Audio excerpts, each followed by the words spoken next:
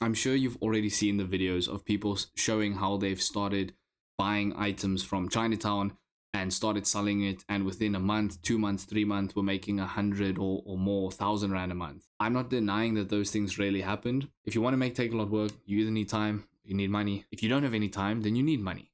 But you can't be working a full-time job and have no money and have no time around your day and think that Takealot is going to work. Haven't been making that many videos recently because so many people ask, oh, well, thank you, this has inspired me to get started and to start selling. I want to do my own thing. I want to make money. How much do I need? Can I do this with no money? And it really bothers me because I started making videos about Takealot to help people with a system, people who were technically already selling or had the capacity and the time to start selling, but they just were struggling how to get started, because that was my struggle. I wanted to for a year or 2 years before I even got started, and I just kept being delayed with overwhelm of decision and which applications must I submit and how do I send items. There weren't that many YouTube videos out at the time on how to package, and it's things, expensive mistakes that I had to make, and I just wanted to share and help others do the same. But I've always been scared of having my videos go out and then people think like, oh, this guy's a Takealot guru or an e-commerce guru trying to teach people how to make lots of money. That's not what I'm doing, and it's why I actually make far less frequent videos than what I want to make. And I just wanted to make this video to explain that the whole gold rush of Takealot is over. That ship has long sailed.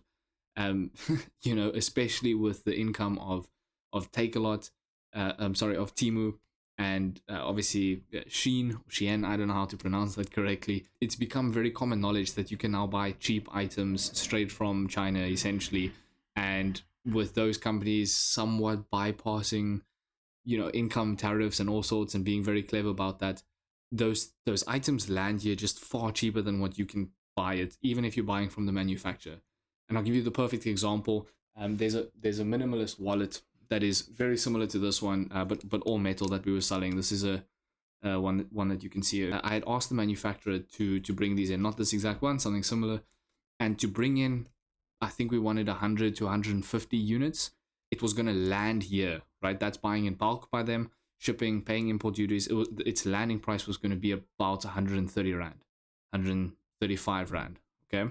And then we would still need to try and make money selling that on Takealot. We could brand it and all sorts, it would land for the same price. I could buy that exact same one from the exact same manufacturer through Temu, and it was landing at my doorstep for 74 rand. And so for certain items, it made more sense to order it through Temu, get the base model or the base sample, and from there be able to go and then see if we wanted to make any customizations and be able to look and sell it. Then you go on Takealot and you see those, and the very annoying thing right now about Takealot, and Takealot's trying to stop this, but people are doing exactly that. They're now just buying from Temu because they see it's cheaper. They're not putting any work into repackaging it, rebranding it, changing any features, making clips a little bit better or higher quality, changing fabrics. They're just buying it as is, putting a stick on and selling. And if you're wanting to do that, that can work. There's companies that are making a lot more money than me monthly doing it that way, but they have capital and they have time and experience and they know what they're doing and they're moving these things in huge volumes.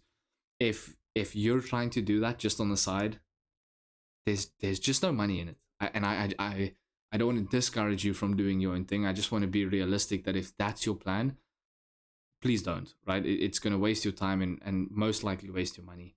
Obviously, it's your life, do what you want. The issue is that there's just no margin. And then you have a whole bunch of people selling the same stuff from the same place that is exactly the same. And because they don't understand pricing, they're also trying to sell it on Takealot for very cheap or trying to compete on price, whatever the reason is. And that's not good for the market in general, because there were people that were ordering from those manufacturers, actually adding packaging, adding a brand, building a brand, spending money on advertising, and an item could be worth more, right? Like if this was fulfilling a need and answering a pain point that people don't want big things in their pocket, and it could hold this and that and RFID protection, and it's solving a lot of pain points, which means, and people buy primarily based on the pain that can be solved and the problem that is being solved, the solution. So that shouldn't have to be cheap, right? If you build a brand around it, especially. However, all of that is sort of breaking and unraveling currently on Takealot.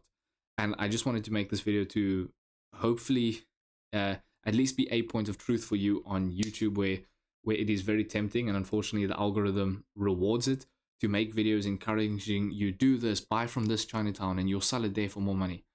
That just doesn't happen. If you go to Chinatown, you see the prices, you can order it on Temu for cheaper. You try sell that on Takealot. Takealot's instantly, for an item this small, Takealot will take the fulfillment fee of about 55 Rand. So that already goes all of a lot of your margin. That's to get it to your customer. If it has to go into DC, that's going to be close to 60 Rand, 70 Rand in total. And then a success fee, which for items like this is usually around 14% on average. I think the lowest is around 8 or so percent, highest is 18% with some fashion items.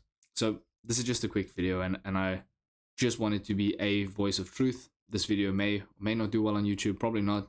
YouTube really likes to reward videos that are telling you how to get rich quickly, and I wanted to tell you the exact opposite. If you want to make Takealot work, you either need time, you need money, and a lot of experience. And you can get started without that, but that's where time comes in, right? If you don't have the experience, you don't have the capital, then you need time. Time in terms of length of time that you can wait for sales to start trickling in and building it up slowly on the side, and time for learning. If you don't have any time, then you need money. But you can't be working a full-time job and have no money and have no time around your day and think that Takealot is going to work.